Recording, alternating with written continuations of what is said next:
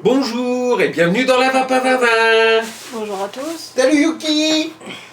Alors aujourd'hui, le Dead Rabbit, mais attention, V2, donc version numéro 2. Et encore un lapin mort. Voilà, encore un lapin mort, ils ont encore tué un lapin en fait. Voilà. Alors, je l'ai acheté parce que j'avais été très satisfait du V1. Je le suis toujours d'ailleurs, parce qu'il est toujours en parfait état de fonctionnement. Mais je l'avais conseillé à un copain qui débutait dans le reconstructible, donc j'ai eu l'occasion de le monter et j'ai dit putain il est quand même pas mal, je vais me l'acheter. Alors je dis bon ben voilà, je me l'ai acheté. Alors aujourd'hui je vous fais la revue, hein, vous voyez dans sa petite boîte. Alors, on va ouvrir la boîte, il s'agit bien sûr d'un faux unboxing. Comme ça, vous savez au moins ce qu'il y a dedans. Voilà, tout à fait. Alors, qu'est-ce qu'on a dans la boîte?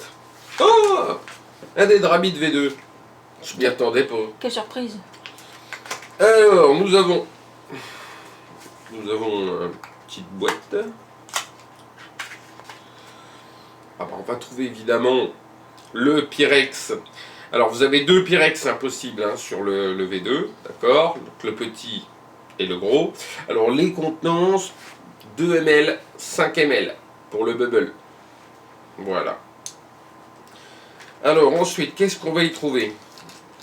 Ah bien sûr, des joints et des vis de rechange, hein, donc pièces de spare habituelles. Et après donc, nous avons un tournevis avec une clé Allen. Voilà. Alors, dommage, ils n'ont pas livré de coil avec pour faire un premier montage. Bon. Je me doute bien que celui qui achète un atout reconstructible, il a ce qu'il faut. Hein. Mais c'est bien quand même, de temps en temps, dans certains atomiseurs en tout cas, ils nous fournissent des coils, voire même un petit pad de coton. Bon, là, c'est pas le cas. Ensuite, qu'est-ce qu'on a d'autre dans cette boîte? Ah, la notice. Impeccable. Alors, avec différentes langues, comme l'anglais, l'allemand. Oui, il y a de l'allemand. Il y a de l'espagnol. Un spanish, c'est l'espagnol, ça. Ensuite, nous avons du portugais. Portugais. Du français. Il y a quand même du français. Tant mieux, c'est ce qui nous intéresse. Voilà. Après, je pense que c'est du polonais, polish. Voilà. Donc multilangue, hein. Il n'y a pas de souci pour la notice. Voilà. Bien. Tac. Tiens, on va prendre une petite barre histoire de se détendre un peu quand même. Hein.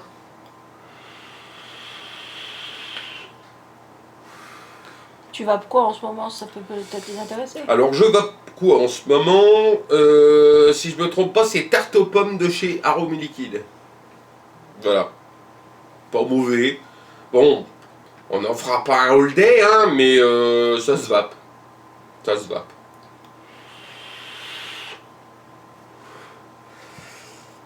Alors, on est là quand même pour parler de l'atto, hein, on va pas parler que de moi.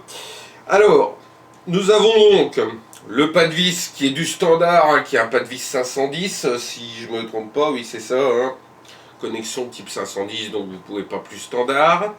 Bon, pour les bubbles, on vient d'en parler. Vous avez bien sûr, on va le voir de près bien évidemment, hein, le réglage d'airflow qui se trouve en haut. Et ça, je trouve que c'est très important et je vous dirai pourquoi en conclusion. D'accord? Vous avez un drip type 810. Voilà. Un nouveau système de remplissage. Je vais vous le montrer de près. C'est ce qui différencie d'ailleurs du premier. Il me Très semble. pratique. Alors il y a ça qui différencie, il y a autre chose aussi. Vous allez voir que le plateau est légèrement différent. Voilà.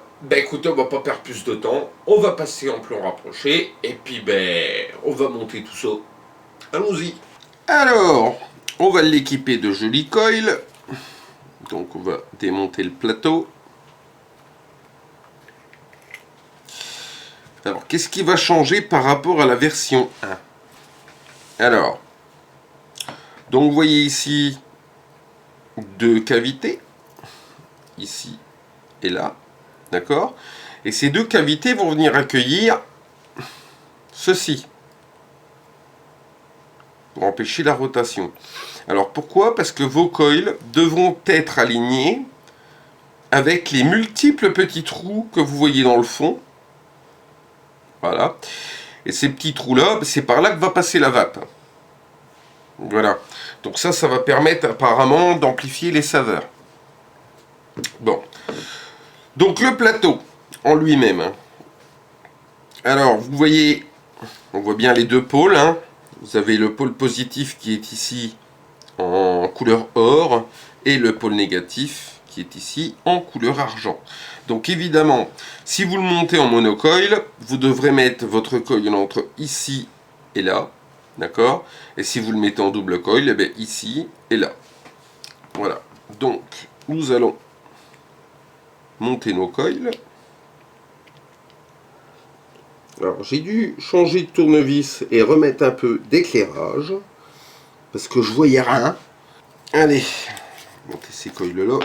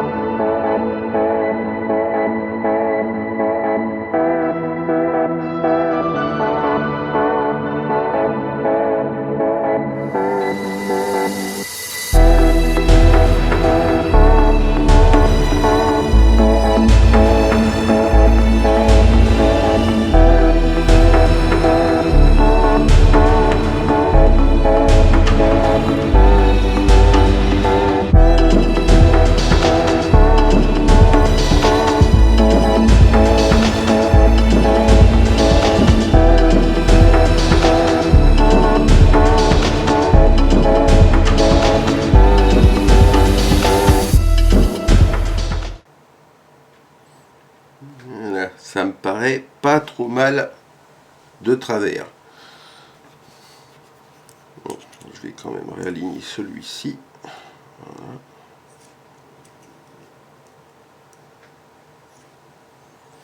Alors, retenez bien une chose, tout est important dans la vape.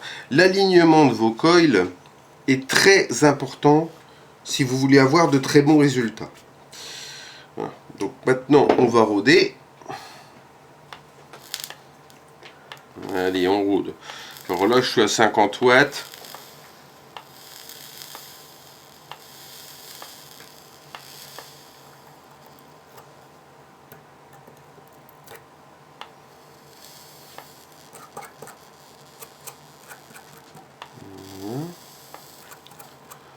Alors là, on voit bien les points chauds hein, que vous devez chasser.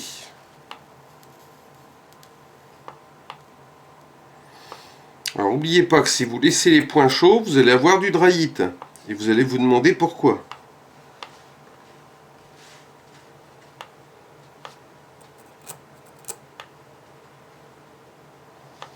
Ah, cette odeur de brûlé ne me manque pas.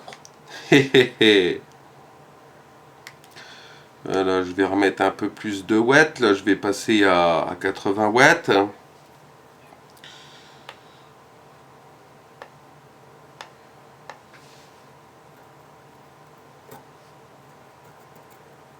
Là, je les resserre un peu. Donc là, vous voyez, à 80 watts, ça réagit bien. Je ne vois plus de points chauds. Eh bien, on va pouvoir passer au cotonnage.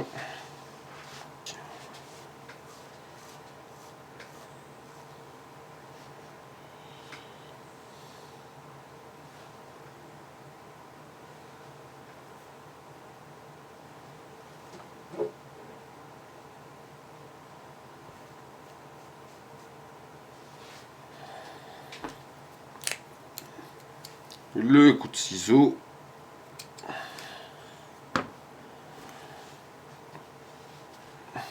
À force de devoir cotonner, ils ont l'habitude. On va avoir le droit à un petit moment musical, je pense. Là. Ouais, non, mais là, c'est un nouvel ato, donc on montre.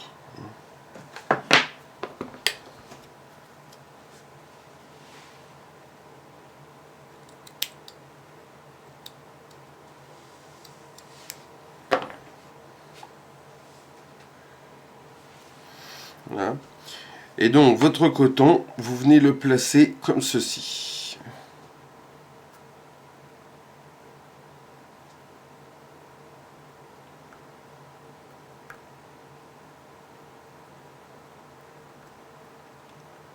Voilà. Est-ce qu'il y a une différence par rapport au premier de la façon dont Alors, dans le premier, dans la première version, vous voyez cette plaque ici métallique n'était pas là. Donc là, maintenant, elle est là, ce qui va quand même permettre... Enfin, c'est beaucoup plus facile à revisser. Si vous vous rappelez bien, dans le V1, vous aviez des trompeurs dans le fond. Là, ce n'est plus le cas. Voilà.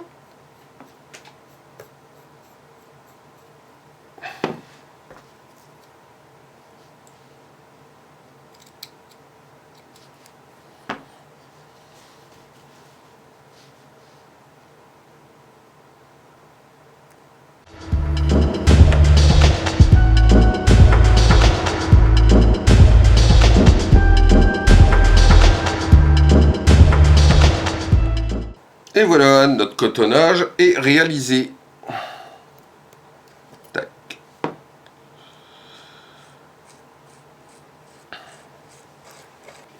Alors, on va passer au jouissage.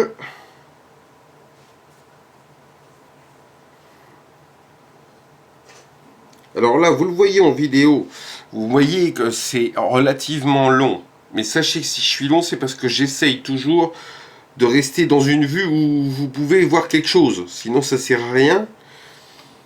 Parce que quand je cotonne en mode normal, bon, voilà quoi, hein, ça va beaucoup plus vite. Tout l'intérêt est de leur montrer de toute façon. Voilà, le but du jeu étant de vous montrer quand même.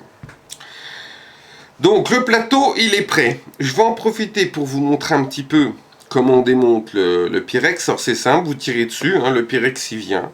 Voilà. Vous avez le dessus, donc, vous voyez, le drip tip qui se détache ici. Et accessoirement, vous pouvez ici dévisser ceci. Voilà. Pour accéder au tiroir ici, que vous pouvez chasser d'un côté ou de l'autre. Je ne me rappelle plus. Voilà. Et quand vous l'avez chassé, vous avez accès au joint. Ah, c'est là que le joint il se change. Voilà. Donc maintenant, on va le remettre. Voilà. Est-ce que ça a l'air difficile à mettre ou à enlever? Alors non, c'est pas très difficile à retirer. Par contre, à remettre, c'est déjà plus délicat, on va dire. Voilà. Et voilà. Alors, je vais remettre mon Pyrex. Voilà. Et je viens remettre mon plateau.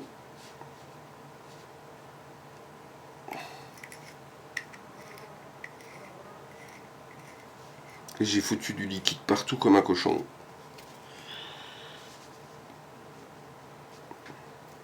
Voilà. Vous voyez ici, vous avez des airflows qui se règlent comme ceci. Donc plus ou moins d'entrée d'air. Voilà. Alors on va essuyer un petit peu.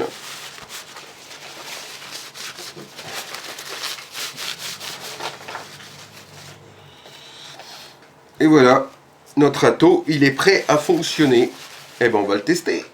Alors, donc maintenant on va remplir notre ato, hein, puisque nous n'avons fait que le juicer.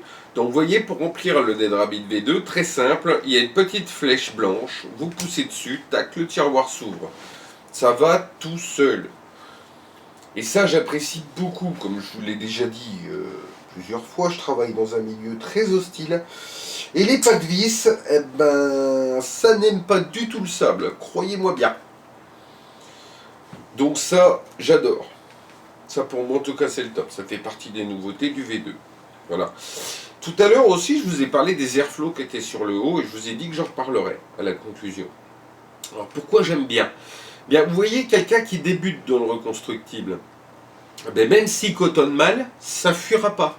Si vos airflows étaient vers le bas, vous avez déjà beaucoup plus de chances de fuite. Mais là, c'est en haut, donc beaucoup moins de chances de fuite. Quand même un gros avantage, non négligeable. Alors, on va essayer ça. Bon, je l'avais déjà essayé, hein, je le fais devant vous quand même.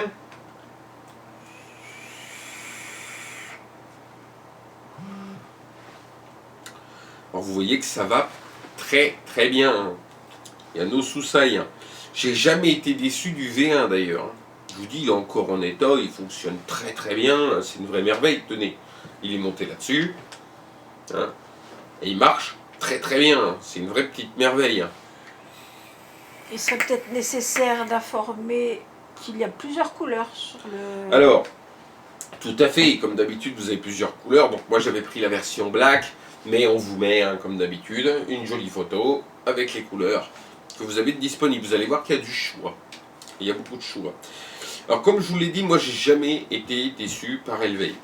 Jamais, jamais, jamais. Franchement, ce sont des appareils qui fonctionnent très très bien, qui sont costauds. Il est au moins... Oui, il est avec au moins celui-là là. Oh, je vous dirais, ça fait au moins 8 mois que je bosse avec. Et il est toujours vivant. Et pourtant, je peux vous dire que j'en ai fait baver. Hein. Je lui mets du sable dedans, c'est une horreur. Mais vous voyez, l'ancien, le Dedrabit V1, bon, ben, il fallait l'ouvrir pour le remplir. Hein, donc il y a un pas de vis ici. Et moi, c'est souvent que le sable se mettait dedans. Et puis là, après, catastrophe, ça marche plus. Donc là, sur celui-là, j'aurais jamais ce problème. Hein. Et vous avez vu la facilité de montage et de cotonnage.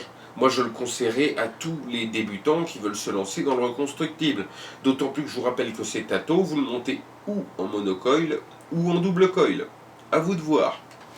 Voilà. Alors, une petite dernière barre pour la route quand même. Hein.